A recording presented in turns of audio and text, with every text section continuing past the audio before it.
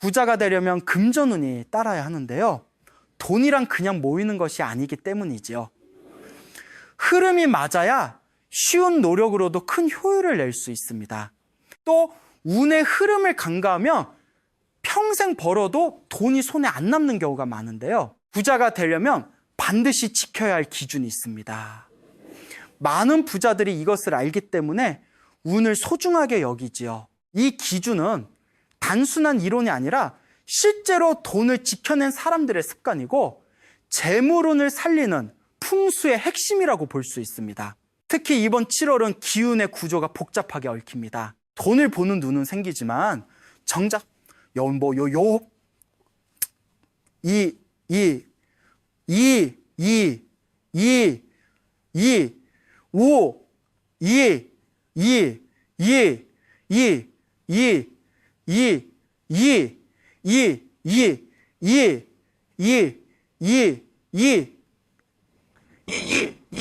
겉으로는 멀쩡해 보여도 속에서 돈복이 새고 있다는 뜻입니다. 풍수에서 말하는 재물은 단순히 지방 구조만 보지 않습니다. 무심코 쓰고 놓고 주는 물건 하나에도 운이 실리지요. 특히 7월에는 작은 물건 하나가 금전운을 완전히 꺾을 수 있습니다. 이 시기에 가장 위험한 건 아무 생각 없이 물건을 주는 것입니다. 온 마음으로 선물했는데 그때부터 돈이 새어나가기 시작했다거나 무언가를 줬더니 계속 돈이 나가고 이상하게 판단이 흐려지고 이런 경험은 단순한 우연이 아닐지 모릅니다. 오늘 영상에서는 금전운을 위해 7월에 절대 남에게 그냥 주면 안 되는 물건을 전해드릴 텐데요. 반대로 재물을 부르는 물건은 무엇인지 함께 알려드리겠습니다. 먼저 7월은 땅이 세력을 넓히는 달입니다. 이때의 땅은 뜨겁고 건조한 한여름의 땅으로 표현됩니다. 곡식이 아직 수확되지 않은 상태에서 에너지를 품고 멈춰 있는 모습인데요. 겉보기에는 단단하지만 내부에는 습기가 남아있어 먼지처럼 돈이 붙었다 떨어지기 쉽습니다. 이 땅 위에 돈을 올려놓으면 잠깐 모였다가 곧 흩어진다는 뜻이지요. 여기에 물의 기운도 겹치는데요. 시원한 폭포수보다는 이슬과 안개처럼 보이지 않는 물입니다. 속마음과 정보가 스며드는 성질과 같아서 감정과 판단에 직접 영향을 주지요. 한편 여름의 화기는 욕망을 끓입니다. 불의 열기가 커질수록 땅은 더 건조해지고 물은 더 깊이 솟는데요. 결과적으로 기운이 동시에 충돌하면서 욕망은 커지지만 막상 하려고 하면 실행력이 버벅입니다. 또 판단을 차갑게 만들기도 하지만 그 안에서 내부 스트레스를 키울 수 있죠. 이 구조를 한마디로 정리하면 돈을 보는 눈 자체는 밝아지나 돈의 길목이 쉽게 막히는 달이라고 할 수 있는데요. 뜻밖의 수입이 들어와도 지출이 줄줄이 따라붙기 쉽고 투자를 결심해도 타이밍이 어긋나 수익이 적어지기 쉽습니다. 따라서 7월에는 원칙을 먼저 세우셔야 합니다. 먼저 아무 물건이나 무심코 주고받지 마시고 특히 기운이 모이는 물건은 절대 밖으로 내보내지 않는 것이 좋습니다. 또 재물운을 지키기 위해 금전적인 관리 역시 세세하게 신경을 써주는 것이 좋다는 점 잊지 마세요. 그렇다면 7월에 절대 남에게 주면 안 되는 물건은 무엇이 있을까요? 먼저 지갑은 단순한 돈 보관 도구가 아닙니다. 풍수에서 지갑은 재물의 흐름이 머무는 그릇이지요. 좋은 기운이 머문 지갑을 타인에게 주는 순간 그 안에 담긴 금전운도 함께 빠져나갑니다. 특히 오랫동안 본인이 사용해온 지갑은 돈의 출입과 쓰임새에 따라 주인의 기운을 머금고 있습니다. 그런 지갑을 아무 생각 없이 타인에게 넘기면 돈의 흐름이 바뀌고 지출이 늘어나는 구조가 만들어집니다. 그래서 지갑을 바꿔야 한다면 낡은 것은 조용히 정리하시고 새 지갑은 스스로 구매하여 기운을 담는 과정부터 시작하는 것이 중요합니다. 그리고 속옷은 기본적으로 체온과 생기에 가장 맞닿아 있는 물건인데요. 즉 기력과 직결되는 물건이지요. 몸에 가장 밀착되어 있어 자기 중심의 기운을 보호하는 역할을 합니다. 풍수에서는 피부에 직접 닿는 물건은 기운의 직접적인 전달 통로로 봅니다. 따라서 속옷을 주거나 선물하는 행위는 자신의 기운을 외부로 유출시키는 것과 같습니다. 심지어 새 제품이라 하더라도 이번 7월에는 속옷이라는 성질 자체가 보호보다 노출의 상징으로 바뀌기 때문에 재물운이 안정되지 않고 흔들릴 수 있습니다. 그렇기 때문에 속옷을 직접 구매하여 주기보다는 돈이나 상품권으로 바꾸어서 선물하는 편이 훨씬 더 좋습니다. 무심코 간과하는 것이 있는데요. 향수는 물의 기운이 있는 달에 특히 조심해야 할 물건입니다. 향은 감각과 감정을 직접 자극하며 사람 사이의 관계나 분위기를 빠르게 흔들 수 있는 요소이지요. 그런데 풍수적으로 향은 의도를 담은 기운입니다. 이를 타인에게 주거나 받으면 상대의 감정 흐름에 영향을 받거나 내 감정의 균형이 무너질 수 있지요. 특히 7월에는 감정과 논리가 충돌하는 시기로 향수가 강한 감정 자극을 유도하여 작은 오해나 말실수로 관계가 틀어질 수 있으므로 이 시기에는 향기를 나누는 것은 피해 주시는 것이 좋습니다. 그리고 풍수에서 중요한 것이 있죠. 바로 머리와 관련된 이야기인데요. 머리는 풍수에서 명궁이라 불리는 자리입니다. 사람의 판단력과 자존감, 즉 운을 끌어당기는 중심이 머리이지요. 그런데 이 명궁을 덮는 모자를 남에게 주는 건 판단력과 명예를 넘기는 것을 의미합니다. 같은 맥락에서 벨트 역시 중요한데요. 벨트는 허리 중심을 고정하고 기운을 잡아주는 역할을 하지요. 이는 곧 운의 중심축을 의미합니다. 그런데 모자와 벨트를 아무 생각 없이 타인에게 주게 된다면 나의 기운이 외부로 분산되고 운의 균형이 흐트러질 수 있습니다. 특히 중요한 결정이 많은 7월에는 절대 피해야 할 행동이지요. 칼이나 손톱깎이는 풍수에서 절단의 상징입니다. 작은 물건이지만 기운을 끊는 기능이 강한데요. 특히 금기운이 작용하는 손톱깎이는 재물과 인연 사이에 흐름이 단절되는 기운을 불러옵니다. 이런 도구를 주거나 받으면 사람들 사이에 흐름이 단절되는 기운이 들어옵니다. 겉으로는 아무 문제 없어 보여도 이후에 거래나 관계가 어긋나는 일이 종종 생기지요. 그리고 거울은 풍수에서 기운을 반사하고 분산시키는 성질을 가졌습니다. 7월은 땅의 중심 기운이 흐름보다 정체에 가까운 시기입니다. 이 시기에 거울을 나누면 안 그래도 정체된 금전운이 더 퍼지고 모이지 않게 되죠. 새 거울이 아닌 사용하던 거울을 주는 것은 내 기운을 통째로 내어주는 효과와 같습니다. 거울에는 사용자의 시선과 감정이 오래 남기 때문에 그 에너지를 그대로 옮기는 행위가 되는 것입니다. 운물이 불안정할 때는 거울을 타인에게 주거나 받는 일은 피하시는 것이 좋고 되도록 빛이 흐르는 창가 쪽에 위치시키는 것이 좋습니다. 물은 감정을 의미하고 술은 그 감정을 흔드는 대표적인 물건이지요. 술을 주고받는 행위는 겉으로는 우위처럼 보이지만 풍수적으로는 감정의 수위를 교란시키는 행위입니다. 7월은 특히 수기와 화기가 충돌하며 내면의 확신이 약해지고 사소한 일에도 과민 반응이 나오기 쉬운 시기인데요. 이때 술을 주고받게 되고 과음하게 되면 자신의 감정 기운을 흔들고 불필요한 말과 실수, 그리고 그로 인한 금전 손실이 따라올 수 있습니다. 술자리를 무조건 피하라는 뜻이 아니라 술이라는 물건을 감정 조절이 어려운 시기에 건네거나 보관하는 행위가 재물운에 금을 가게 만든다는 점을 기억하셔야 합니다. 재물운은 무조건 꽉 쥔다고 지켜지는 것이 아닙니다. 어떤 물건은 나누는 순간 기운이 맑아지고 흐름이 열리면서 오히려 금전운을 부르는 효과를 가져오는데요. 풍수에서는 이것을 기운의 순환이라고 합니다. 앞서 보신 물건들이 기운을 유출하거나 흔드는 물건이라면 지금부터 말씀드릴 물건들은 나눌수록 기운이 정화되고 되돌아오는 구조를 만들어주는 것들입니다. 7월에 주면 오히려 복이 들어오는 물건은 무엇이 있을까요? 물의 기운이 있는 7월에는 마음속에 습기처럼 감정이 쌓입니다. 손수건과 타월은 이 감정의 습기를 닦아주는 상징이지요. 풍수적으로 손수건은 인간관계를 정화시킬 수 있는 물건입니다. 누군가에게 깨끗한 손수건을 건네는 것은 내 감정도 정돈하고 상대와의 흐름도 맑게 정리하는 의미이지요. 특히 타월처럼 깨끗함과 정리를 상징하는 물건은 관계운뿐 아니라 금전운까지 맑게 만들어주는 역할을 합니다. 다음으로 땅의 기운은 차가운 기운에 약하고 물의 기운은 내부를 더 차게 만드는데요. 이런 시기에는 따뜻한 기운을 몸 안에 넣어주는 행위 자체가 운의 균형을 잡는 핵심이 됩니다. 따뜻한 차, 예를 들면 보리차나 현미차 같은 차는 단순한 음료가 아닙니다. 감정의 진동을 가라앉히고 위장을 따뜻하게 하여 판단력과 실천력을 안정시키지요. 7월을 맞이하여 차를 선물하는 것은 상대에게 따뜻한 기운과 정서적 안정, 그리고 재물운의 흐름까지 함께 전하는 의미입니다. 습한 땅의 기운이 많은 7월에는 공간에 묵은 기운이 쉽게 쌓입니다. 이때 가장 좋은 해결책이 식물인데요. 사실 식물은 타인에게 주는 것이 좋지 않을 때도 있습니다. 하지만 7월에 특정 식물을 주는 것은 나쁘지 않습니다.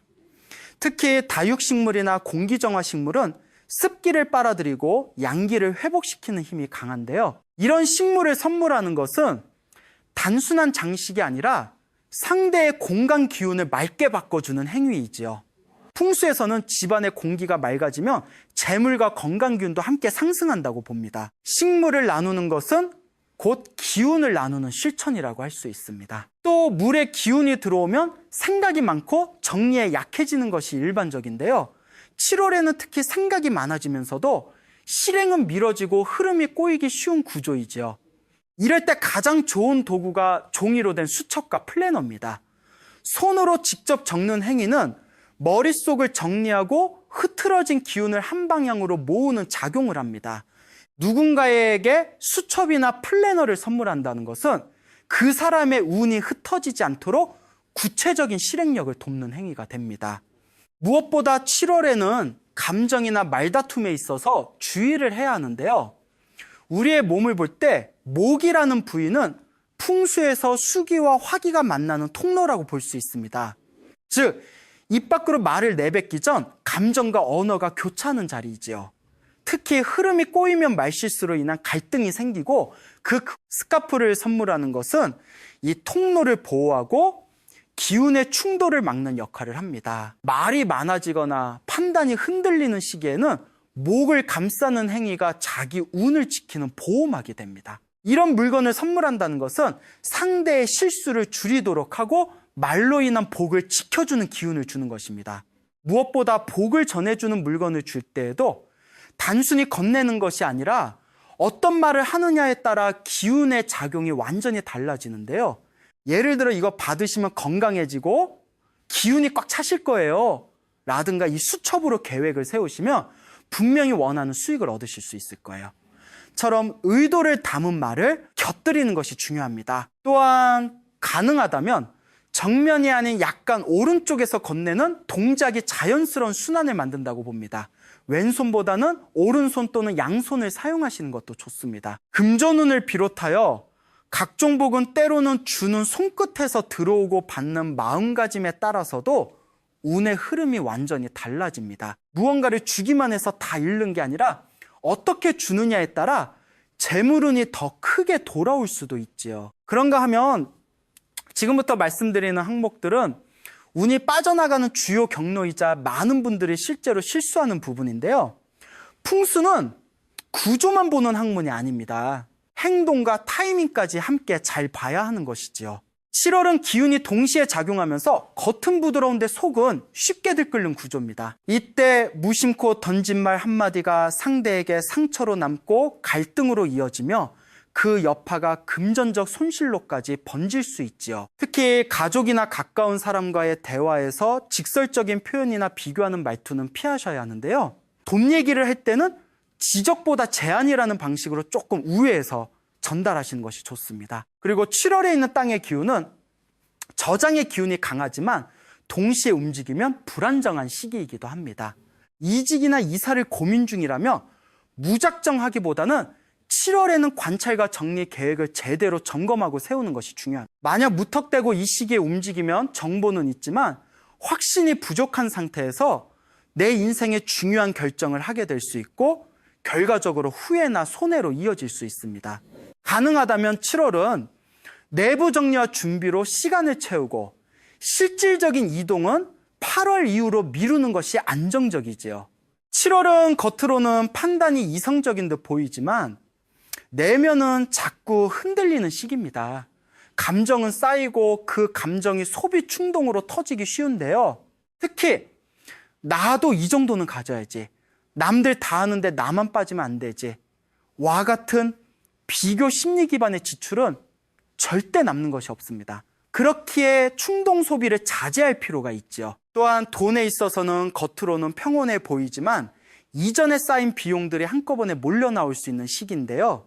보험, 자동차, 카드 연체, 계약갱신, 부채 정산 등 미뤄두었던 금전 문제가 이 시기의 모습을 드러낼 수 있습니다. 특히 7월 10일에서 17일 사이에는 타이밍이 살짝만 어긋나도 투자나 지출의 손실폭이 커질 수 있는데요. 이 시기에는 불확실한 정보로 투자하는 일은 반드시 피하시고 NFT나 코인 같은 변동성 강한 자산은 무리하게 접근하지 않는 것이 좋습니다. 7월의 시기를 보면 생각은 많지만 실행은 느리고 저장은 하지만 흐름은 막는 기운이 있습니다. 이 조합은 수익이 생겨도 지출 정리가 안 되면 전부 날아가는 구조이죠. 돈을 모으고 싶다면 얼마를 벌었는지가 아니라 얼마를 썼는지부터 점검하셔야 합니다. 가장 좋은 방법은 지출 내역을 일주일 단위로 정리하는 것인데요. 이번 주에 어디에 얼마를 썼는지만 알면 월말에는 지출이 예측되고 예측 가능한 흐름에서는 돈이 나도 모르게 새어나가지 않습니다. 무엇보다 이번 달에는 가족의 기운과 감정의 흐름, 그리고 감정 폭발의 기운이 있는데요. 이 세 가지가 겹치는 7월에는 가족이나 연인, 만나는 지인 간의 돈 문제로 부딪힐 가능성이 매우 높습니다. 이럴 때 너 왜 그랬어? 같은 말은 상대방의 방어심만 자극하고 상황을 더 악화시키죠. 대신 이건 다음에 같이 정리해보자. 이번에 내가 먼저 해볼게. 이런 식의 말이 금전 갈등을 줄이고 관계도 지키는 방법이죠.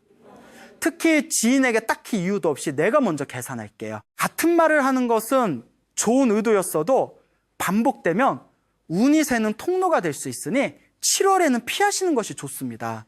재물은 우리가 무심코 주고받는 작은 행동 하나에서 시작되는데요. 주는 것도 중요하지만 언제 무엇을 어떻게 주느냐에 따라 운의 흐름은 완전히 달라질 수 있습니다. 이번 7월은 각종 기운이 서로 얽히며 수익보다 지출이 많아질 수 있는 구조입니다. 하지만 구조가 그렇다고 해서 운이 무조건 반드시 나쁘다는 뜻은 아닙니다. 구조를 이해하고 그에 맞는 실천을 하면 오히려 기운은 안정되고 작지만 확실한 복이 모이기 시작하지요. 부자가 되기 위해서는 먼저 돈이 새는 구멍부터 막아야 합니다. 그 첫 번째가 바로 주면 안 되는 물건을 무심코 주지 않는 것이지요. 그리고 오늘 말씀드린 복을 부르는 물건들을 진심 어린 말과 함께 건네보세요. 그 순간 금전의 흐름이 돌기 시작하고 복은 반드시 되돌아옵니다. 항상 여러분의 풍요를 기원합니다. 감사합니다. 행복하세요. 방금 전까지는 또 다른 이야기였습니다. 그리고 지금부터는 완전히 새로운 주제로 넘어가 보겠습니다. 지금 이 순간 잠깐 하던 일을 멈추고 여러분의 것일 동남쪽 모서리를 바라보십시오. 그 자리에 무엇이 있습니까? 먼지가 쌓인 가구, 아무렇게나 놓인 잡동사니, 아니면 아무것도 없는 텅 빈 공간입니까? 그 한 곳을 보는 것만으로도 여러분은 이미 올해 왜 돈이 모이지 않는지 그 첫 번째 이유를 마주한 것입니다. 사람들은 말합니다. 열심히 일하면 부자가 된다고, 아끼고 절약하면 된다고. 저는 수십 년간 기회의 흐름을 관찰하며 수많은 가정을 살펴온 사람으로서 오늘 여러분께 냉정한 진실 하나를 말씀드려야 합니다. 그것은 명백한 거짓말입니다. 적어도 절반은 그렇습니다. 여러분이 아무리 새벽부터 밤늦게까지 몸을 혹사시켜 돈을 벌어도 여러분이 살고 있는 공간이 매일 그 돈을 바깥으로 흘려보내고 있다면 그 모든 수고는 밑 빠진 독에 물을 붓는 것과 다르지 않습니다. 집이라는 공간은 단순한 거주지가 아닙니다. 그것은 하나의 살아있는 에너지 장이며 그 장이 어떻게 설정되어 있느냐에 따라 재물이 모이기도 하고 아무리 벌어도 손가락 사이로 모래처럼 흘러내리기도 합니다. 저는 성철 스님의 가르침을 오래도록 숭앙해 왔습니다. 스님께서는 평생 이렇게 말씀하셨습니다. 마음이 깨끗해야 공간이 맑아지고 공간이 맑아야 복이 머물며 복이 머물러야 비로소 뿌리를 내린다. 이 한 말씀 안에 모든 풍수의 진리가 담겨 있습니다. 복은 하늘에서 갑자기 떨어지는 것이 아닙니다. 복은 당신의 공간이 그것을 받아들일 준비가 되어 있을 때 비로소 조용히 문을 두드립니다. 그런데 오늘날 우리는 어떻게 살고 있습니까? 새벽 3시 어두운 천장을 바라보며 은행이자 걱정에 잠 못 이루는 밤, 자식 걱정, 노후 걱정, 이번 달 카드값 걱정, 그 걱정들이 단순히 마음속에만 머무는 것이 아닙니다. 그것들은 여러분의 공간 안에 차곡차곡 쌓이며 눈에 보이지 않는 비관의 기운이 되어 집안 구석구석에 들러붙어 있습니다. 이것이 바로 열심히 사는데도 왜 늘 제자리인지 그 보이지 않는 이유입니다. 이 무너짐은 결코 우연이 아닙니다. 그것은 수십 년간 공간 안에 쌓아온 작은 풍수적 결함들이 만들어낸 결과입니다. 잘못 놓인 가구 하나, 방치된 모서리 하나, 빛이 들지 않는 공간 하나, 이 작은 불꽃들이 모여 지금 여러분 가정의 재물줄기를 조용히 그러나 집요하게 막아온 것입니다. 그러나 오늘 저는 여러분께 하나의 희소식을 전하러 왔습니다. 그것도 아주 구체적이고 누구나 당장 실천할 수 있는 방법으로 말입니다. 스님께서 말씀하셨듯 진정한 기회의 변화는 거창한 것에서 오는 것이 아니라 가장 작고 정성 어린 것에서 시작됩니다. 이 세 가지를 오늘 알려드리는 올바른 자리에 정성껏 놓는 순간 막혀있던 돈줄기는 사흘 안에 작은 기적부터 시작하여 서서히 열리기 시작할 것입니다. 그리고 2026년 병오년 불의 기운이 하늘과 땅을 가득 채우는 이 강력한 한 해 동안 여러분 가정에 크나큰 재물운과 예상치 못한 횡재수가 줄지어 찾아오게 될 것입니다. 빚에 시달려온 분, 자녀의 앞날이 막막하신 분, 노후가 두려우신 분, 이 영상은 바로 그분들을 위해 존재합니다. 끝까지 함께 해주십시오. 이 지식은 여러분의 것입니다. 몇 해 전 경기도 외곽의 작은 빌라에 사는 한 여성을 만났습니다. 그분의 이름은 최 씨, 당시 예순이었습니다.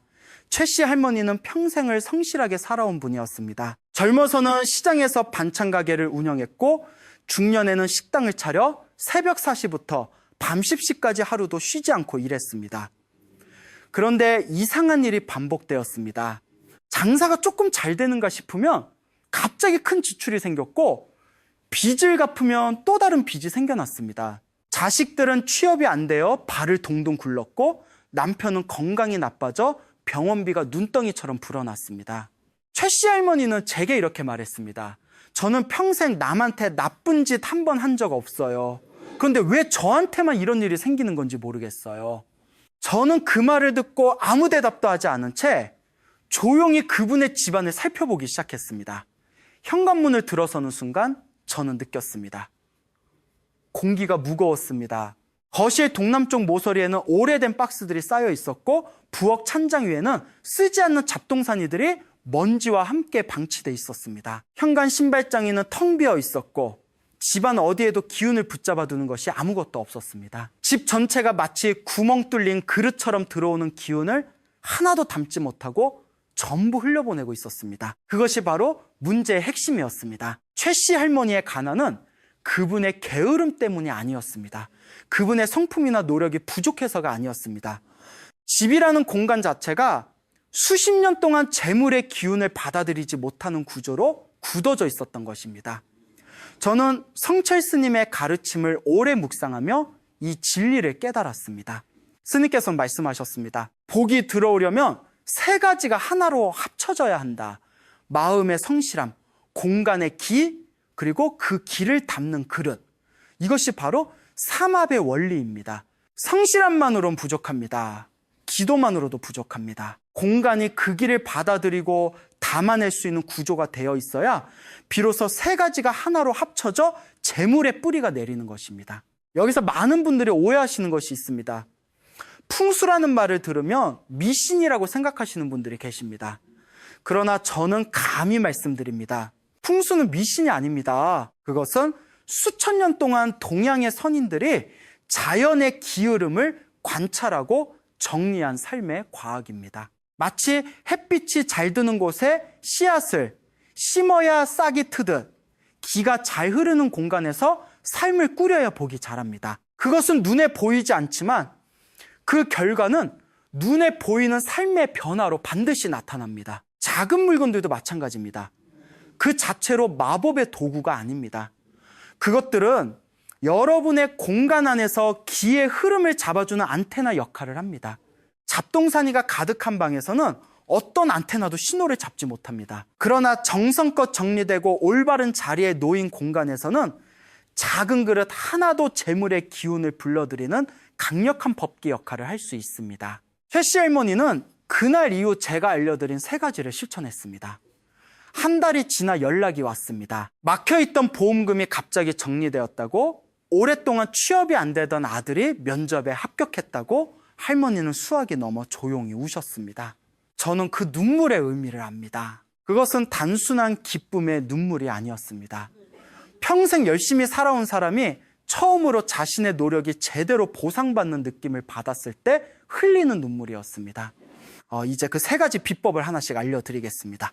끝까지 놓치지 마십시오. 첫 번째 아이템을 말씀드리기 전에 잠깐 여러분께 한 가지 질문을 드리겠습니다.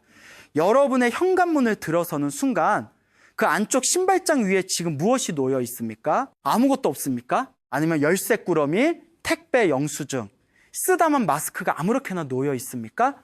만약 그렇다면 지금 이 순간도 여러분의 집은 들어오는 재물의 기운을 단 한 점도 붙잡지 못하고 전부 흘려보내고 있는 것입니다. 풍수에서 현관은 단순한 출입구가 아닙니다. 현관은 집이라는 유기체의 입구입니다. 사람이 입으로 음식을 먹고 에너지를 얻듯 집은 현관을 통해 바깥의 기운을 받아들입니다. 그 중에서도 재물의 기운, 즉 재기, 자예는 현관을 통해 가장 먼저 집 안으로 흘러 들어옵니다. 그런데 그 기운을 담아 붙잡아둘 그릇이 없다면 어떻게 되겠습니까? 들어온 재기는 머물 곳을 찾지 못하고 들어온 것보다 더 빠르게 다시 밖으로 빠져나가 버립니다. 마치 손에 물을 담으려 해도 손가락 사이로 전부 새어나가는 것처럼 말입니다. 이것을 막아주는 것이 바로 첫 번째 아이템입니다. 화려하거나 비쌀 필요는 전혀 없습니다. 이 그릇을 현관 안쪽 신발장이 가장 눈에 잘 띄는 자리에 놓으십시오. 그리고 그 안에 동전 3개를 함께 넣어두십시오. 오래된 동전이면 더욱 좋고 새 동전이라도 무방합니다. 이때 동전은 반드시 앞면이 위를 향하도록 놓아야 합니다. 이것이 핵심입니다. 앞면은 양의 기운을 상징하며 그것이 위를 향할 때 재물을 끌어당기는 힘이 활성화됩니다. 뒷면이 위를 향하면 오히려 재기가 눌리는 역효과가 생기니 반드시 주의하십시오. 저는 성철 스님의 가르침을 묵상하며 이 원리를 더욱 깊이 이해하게 되었습니다. 스님께서는 말씀하셨습니다. 복음 받을 그릇이 있는 곳으로 흘러간다. 이 말씀이 전부입니다. 하늘의 복은 언제나 흐르고 있습니다. 다만 그것을 받아낼 그릇이 준비되어 있는 가정에만 머물고 그릇이 없는 곳은 그냥 지나쳐 버립니다. 황금색 그릇은 단순한 장식품이 아닙니다. 그것은 우주의 재기를 향해 나는 준비되어 있습니다. 이곳으로 오십시오라고 선언하는 상징적 그릇입니다. 여기서 반드시 피해야 할 것을 말씀드리겠습니다. 절대로 검은색이나 은색 또는 투명한 그릇을 사용하지 마십시오. 검은색은 수세의 기운으로 재물을 가라앉히고 은색은 금진의 냉기가 지나치게 강해 재기의 흐름을 차단합니다.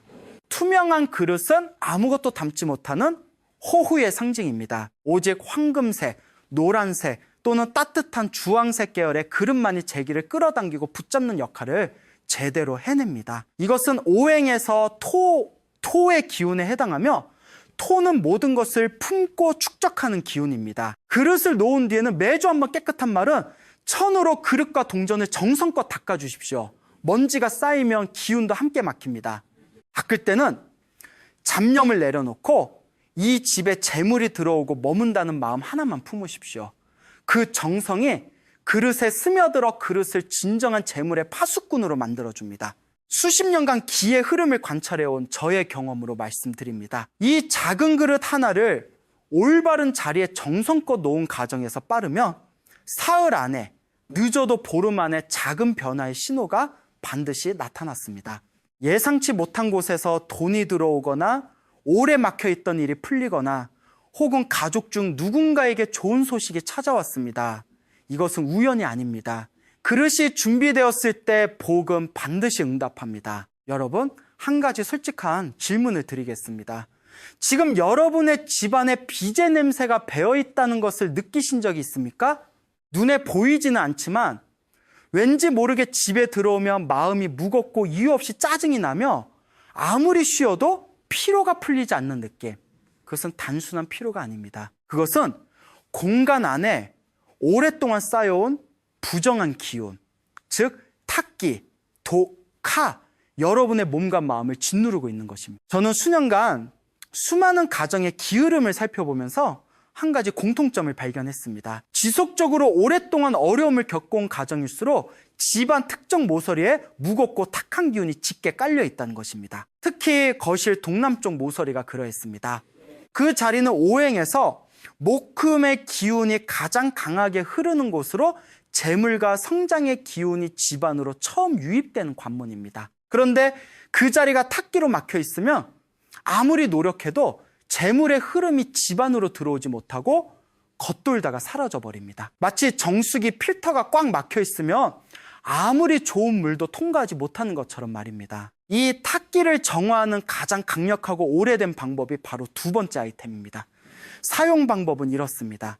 먼저 작고 깨끗한 그릇, 가능하면 흰색이나 도자기, 재질의 그릇에 굵은 천일염을 소복하게 담으십시오. 그리고 그것을 거실 동남쪽 모서리 바닥이나 낮은 선반 위에 조용히 놓으십시오. 그릇을 놓을 때는 반드시 두 손으로 정성껏 받쳐들고 마음속으로 이 소금이 우리 집안의 모든 부정한 기운을 거두어가고 맑고 깨끗한 재물의 기운이 새로 흘러 들어오기를 바랍니다. 라고 조용히 염원하십시오. 이 한 번의 정성이 소금을 단순한 조미료에서 공간을 정화하는 법기로 전환시킵니다. 그리고 가장 중요한 핵심이 있습니다. 매월 음력 초하루, 즉 새 달이 시작되는 첫날에 반드시 묵은 소금을 버리고 새 소금으로 교체하십시오. 이것이 이 비법의 생명입니다. 소금은 탁기를 흡수하면서 서서히 그 정화 능력이 소진됩니다. 한 달이 지난 소금은 이미 집안의 부정한 기운을 가득 머금은 상태이므로 그것을 그대로 두면 오히려 그 탁기가 다시 공간으로 방출되는 역효과가 생깁니다. 묵은 소금을 버릴 때는 변기에 흘려보내거나 쓰레기 봉투에 단단히 묶어서 버리십시오. 절대로 음식에 사용하거나 재활용하지 마십시오. 저는 성철 스님의 가르침 안에서 이 진리를 더욱 깊이 깨달았습니다. 스님께서는 말씀하셨습니다. 묵은 것을 비워야 새 것이 들어온다. 마음도 그렇고 공간도 그렇다. 빚의 기운을 씻어내지 않은 채로 아무리 새로운 재물을 끌어당기려 해도 그것은 더러운 그릇에 맑은 물을 붓는 것과 같습니다. 먼저 비워야 합니다. 먼저 정화해야 합니다. 그래야 새로운 재물의 흐름이 깨끗하게 뿌리를 내릴 수 있습니다. 여기서 한 가지 더 말씀드리겠습니다. 소금 그릇 주변에는 절대로 잡동사니를 쌓아두지 마십시오. 그 공간은 항상 깨끗하고 비워진 상태를 유지해야 합니다. 소금이 탁기를 흡수하려면 공기가 자유롭게 순환해야 하기 때문입니다. 만약 그 주변이 물건으로 가득 막혀 있다면 소금의 정화작용은 절반 이하로 떨어집니다. 정화의 공간은 언제나 열려 있어야 합니다. 그것이 기의 법칙입니다. 한 봉지의 굵은 천일염, 그것은 단순한 소금이 아닙니다. 그것은 수천 년의 세월 동안 파도와 햇빛과 바람이 함께 만들어낸 자연의 정화 에너지가 결정으로 굳어진 것입니다. 그 작은 결정 하나하나 안에 여러분 가정에 묵은 빚의 기운을 씻어낼 힘이 담겨 있습니다. 맑아진 공간에는 맑은 기운이 흐릅니다. 맑은 기운이 흐르는 곳에 재물은 반드시 따라옵니다. 자, 이제 세 번째이자 마지막 아이템을 말씀드릴 차례입니다. 그런데 본론으로 들어가기 전에 잠깐 여러분께 한 가지를 여쭤보겠습니다. 여러분의 가정에서 하루 중 가장 생동감이 넘치는 시간은 언제입니까? 가족이 모두 모여 밥상 앞에 앉는 그 시간이 아닙니까? 뜨거운 국 냄새가 퍼지고 숟가락 부딪히는 소리가 나고 아이들의 목소리가 오가는 그 순간이야말로 한 가정의 기가 가장 강하게 살아 숨쉬는 시간입니다. 풍수에서 식탁과 부엌은 단순히 음식을 먹고 요리하는 공간이 아닙니다. 그것은 가정의 재물 심장부입니다. 먹는다는 행위는 하늘과 땅의 기운을 몸 안으로 받아들이는 신성한 행위이며 식탁 위에 차려진 음식은 그 자체로 풍요와 재물이 현재 이 가정 안에 살아있다는 증거입니다. 그렇기 때문에 식탁과 부엌의 기운이 어떻게 설정되어 있느냐에 따라 그 가정의 재물복과 식복이 결정됩니다. 그리고 바로 이 원리를 가장 단순하고 강력하게 활용하는 방법이 세 번째 아이템입니다. 크기는 손바닥만 하거나 그보다 조금 작아도 됩니다. 테두리가 금색이나 밝은 색이면 더욱 좋습니다. 이 거울을 식탁의 한쪽 가장자리에 또는 부엌 천장에 잘 보이는 자리에 세워두십시오. 이때 중요한 것은 거울에 반사면 이 식탁 위에 음식을 향하도록 각도를 잡아야 한다는 것입니다. 거울이 음식을 반사하는 순간 풍수의 원리에 따라 그 풍요의 기운은 시각적으로 그리고 에너지적으로 2배가 됩니다. 밥상 위에 음식이 거울에 비치는 것은 곧 풍요를 낳는다는 우주의 증식 법칙이 작동하기 시작한다는 신호입니다. 저는 성철 스님의 가르침을 오래 묵상하며 이 원리의 깊이를 이해하게 되었습니다. 스님께서는 말씀하셨습니다. 감사히 받는 자는 더 많이 받게 되어 있다. 눈앞에 밥 한 그릇에 감사할 줄 아는 마음이 곧 부자의 마음이다. 거울은 단순히 기운을 2배로 반사시키는 도구가 아닙니다. 그것은 매일 식사를 할 때마다 우리 가정에는 이미 풍요가 있다는 사실을 눈으로 확인하게 해주는 감사의 도구입니다. 그 감사의 마음이 쌓이고 쌓일 때 우주는 그 감사에 응답하여 더 큰 복을 보내옵니다. 그러나 반드시 주의하셔야 할 것이 있습니다. 거울을 절대로 현관문을 정면으로 향하도록 놓지 마십시오. 현관으로 들어오는 제기의 흐름을 거울이 그대로 반사시켜 다시 밖으로 내보내버리는 최악의 풍수가 됩니다.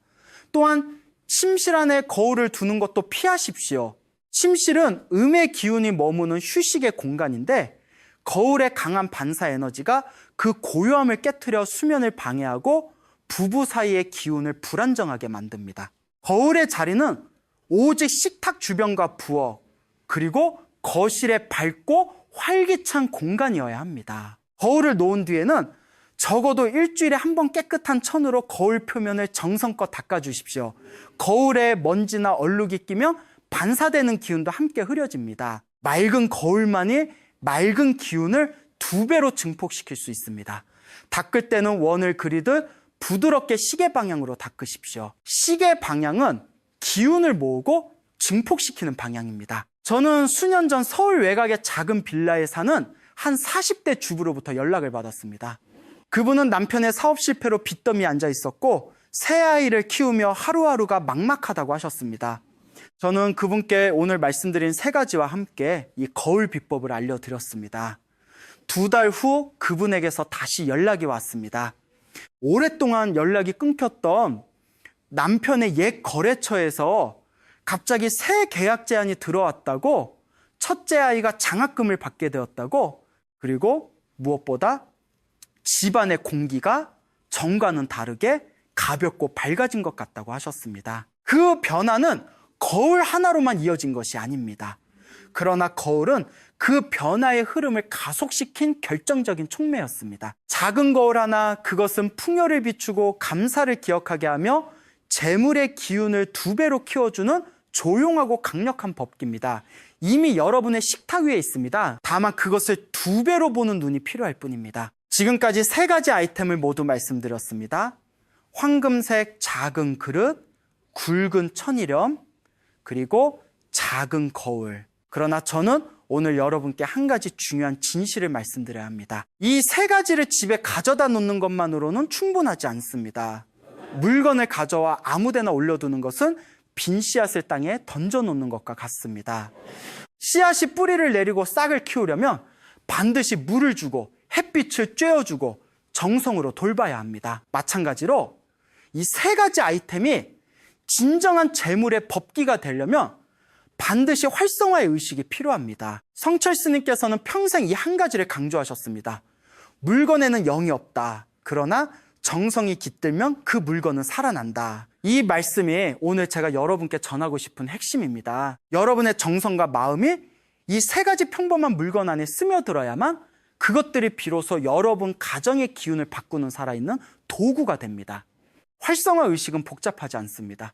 특별한 도구도 필요 없고 특정한 날짜를 기다릴 필요도 없습니다. 오늘 당장 지금 이 순간부터 시작할 수 있습니다. 첫째, 처음 3가지 아이템을 집에 가져온 날 각각의 물건을 깨끗한 물에 적신천으로 한 번씩 닦아주십시오. 이것은 물건이 공장에서 만들어지고 유통되는 과정에서 묻어있을 수 있는 타인의 기운을 씻어내는 정화의 첫 단계입니다. 닦을 때는 잡념을 내려놓고 오직 한 가지 생각만 하십시오. 이 물건은 이제 우리 가정의 것이다. 그 손길은 이 물건과 여러분 가정의 기운을 연결하는 첫 번째 다리가 됩니다. 둘째, 각 물건을 정해진 자리에 놓을 때 반드시 2손을 사용하십시오. 한 손으로 아무렇게나 던져두는 것은 그 물건에 대한 존중이 없다는 신호이며 존중 없는 곳에 좋은 기운은 머물지 않습니다. 2손으로 정성껏 받쳐들고 허리를 살짝 숙이며 그 자리에 놓으십시오. 이 작은 동작 하나가 여러분의 진심을 우주에 전달하는 행위입니다. 셋째, 물건을 제자리에 놓은 뒤 손을 모으고 눈을 감으십시오. 그리고 마음속으로 혹은 아주 조용한 목소리로 이렇게 말씀하십시오. 이 공간에 맑은 기운이 흐르기를 바랍니다. 우리 가족 모두에게 건강과 재물과 평화가 가득하기를 바랍니다. 거창한 기도문이 필요 없습니다. 화려한 언어도 필요 없습니다. 오직 진심에서 우러나오는 짧고 강렬한 바람 하나면 충분합니다. 성철 스님께서는 말씀하셨습니다. 형식적인 기도보다 단 한 번의 진심, 어린 염원이 하늘에 더 빠르게 닿는다. 넷째, 이 3가지 아이템을 매일 아침 돌보는 습관을 만드십시오. 아침에 일어나 세수를 하고 식구들이 하루를 시작하기 전 딱 5분만 시간을 내십시오. 황금 그릇 주변을 한번 닦고 소금 그릇이 제자리를 잘 지키고 있는지 확인하고 거울 표면을 부드럽게 한번 닦아주십시오. 이 5분의 정성이 쌓이고 쌓여 여러분 가정의 기운은 매일 조금씩 더 맑아지고 더 강해집니다. 처음 사흘은 아무 변화가 없는 것처럼 느껴질 수 있습니다. 그러나 포기하지 마십시오. 변화는 눈에 보이기 전에 먼저 보이지 않는 곳에서 시작됩니다. 씨앗이 땅속에서 먼저 뿌리를 내린 후에야 지상으로 싹을 올리듯이 말입니다. 다섯째, 이 모든 것을 혼자 하지 마십시오. 가능하다면 가족과 함께 하십시오. 배우자와 함께 물건을 닦고 자녀와 함께 자리에 놓으십시오. 가족 모두의 정성이 합쳐질 때 그 기운의 힘은 단순히 2배, 3배가 아니라 기하급수적으로 증폭됩니다. 성철 스님께서는 말씀하셨습니다. 한 사람의 기도는 강물이요, 온 가족의 기도는 바다다. 여러분 가정의 모든 구성원이 같은 마음으로 이 의식에 참여할 때 그 바다에 힘이 막혀있던 재물의 물길을 단번에 터뜨릴 것입니다. 저는 수십 년간 기의 흐름을 관찰해온 사람으로서 단언합니다. 이 활성화 의식을 7일 동안 성실하게 실천한 가정에서 예외 없이 무언가 변화의 신호가 찾아왔습니다. 그것이 예상치 못한 수입일 수도 있고 오래 막혀있던 관계의 회복일 수도 있으며 혹은 가족 중 누군가의 건강이 호전되는 것일 수도 있습니다. 변화의 형태는 다르지만 변화 자체는 반드시 옵니다. 그것이 정성과 기, 그리고 공간이 하나로 합쳐지는 삼합의 법칙이기 때문입니다. 평범한 물건에 정성을 더하면 법기가 됩니다. 법기에 진심을 더하면 기적이 됩니다. 그 기적은 지금 여러분의 손안에 있습니다. 이제 마지막으로 여러분께 드릴 말씀이 있습니다. 오늘 저는 여러분께 3가지 아이템을 소개해 드렸습니다. 그러나 이 영상을 통해 제가 진정으로 전하고 싶었던 것은 그 물건들 자체가 아닙니다. 제가 오늘 여러분의 마음속에 심어드리고 싶었던 것은 단 하나의 진리입니다. 정성이 깃든 작은 행동이 운명을 바꾼다는 것입니다. 성철 스님께서는 평생을 통해 이것을 몸소 보여주셨습니다. 스님께서는 화려한 법당도 값비싼 물고 거우주의도 필요로 하지 않으셨습니다. 단 한 줌의 흙 위에 앉아서도 단 한 그릇의 물 앞에서도 온 마음을 다해 정성을 기울이는 것만으로 하늘과 땅의 기운을 움직이셨습니다. 스님께서는 말씀하셨습니다. 부자가 되고 싶다면 먼저 부자의 마음을 가져라. 부자의 마음이란 가진 것에 감사하고 없는 것을 두려워하지 않으며 흐르는 기운을 막지 않는 마음이다. 저는 이 말씀을 수십 년간 가슴에 품고 살아왔습니다. 그리고 오늘 그것을 여러분께 그대로 전해드립니다. 여러분이 지금 빚에 시달리고 있다 해도, 자녀의 앞날이 막막하다 해도, 노후가 두렵다 해도 그것은 여러분이 나쁜 사람이기 때문이 아닙니다. 그것은 단지 흐름이 잠시 막혀 있는 것입니다. 막힌 물도 물길을 열면 다시 흐릅니다. 꺼진 불씨도 바람이 불면 다시 살아납니다. 여러분의 재물도 마찬가지입니다. 오늘 이 영상을 끝까지 보신 것 그 자체가 이미 변화를 향한 첫 번째 물길을 튼 것입니다. 이제 저는 여러분 한 분 한 분을 위해 마음을 담아 축복의 기도를 올리겠습니다. 성철 스님의 가르침에 따라 두 손을 모으시고 잠시 눈을 감아 주십시오. 이 영상을 보고 계신 모든 분들의 가정에 맑고 밝은 재물의 기운이 강물처럼 흘러 들어오기를 바랍니다. 오랫동안 짓눌려온 빚의 무게가 소금이 탔기를 흡수하듯 하루하루 가볍게 녹아내리기를 바랍니다. 새벽 삼시 어두운 천장을 바라보며 홀로 눈물 흘리던 그 밤들이 이제는 평온한 단잠으로 채워지기를 바랍니다. 오랫동안 취업이 안 되어 속을 태우던 자녀에게 좋은 소식이 찾아오기를 바랍니다. 병환으로 고생하시는 가족이 있다면 그 몸의 건강의 기운이 새롭게 깃들기를 바랍니다. 사업이 막혀 한숨 짓고 계신 분들의 앞길에 예상치 못한 귀인이 나타나기를 바랍니다. 그리고 2016년 병오년 불의 기운이 하늘과 땅을 가득 채우는 이 강력한 한 해 동안 여러분 가정에 크나큰 횡재수와 뜻밖의 재물이 줄지어 찾아오기를 온 마음을 다해 기원합니다. 성불하십시오. 성불하십시오. 성불하십시오. 이제 여러분께 한 가지를 부탁드리겠습니다. 지금 이 순간 댓글창을 열고 여러분의 소망을 이미 이루어진 것처럼 적어주십시오. 나는 2016년에 모든 빚을 다 갚았다. 우리 가족은 오래 건강하고 풍요롭다. 나는 병오년에 예상치 못한 큰 재물을 받았다라고 적어주십시오. 이것은 단순한 소원이 아닙니다. 이미 이루어진 현실로 선언하는 것입니다. 성철 스님께서는 말씀하셨습니다. 말은 기운을 만들고 기운은 현실을 만든다. 여러분이 댓글로 적은 그 한 줄의 선언이 우주에 보내는 가장 강력한 기도문이 됩니다. 그리고 다른 분들의 댓글에 좋아요를 눌러주십시오. 남의 복을 함께 빌어주는 마음이 바로 공덕의 씨앗입니다. 그 씨앗은 반드시 여러분에게로 몇 배가 되어 돌아옵니다. 성철 스님께서는 말씀하셨습니다.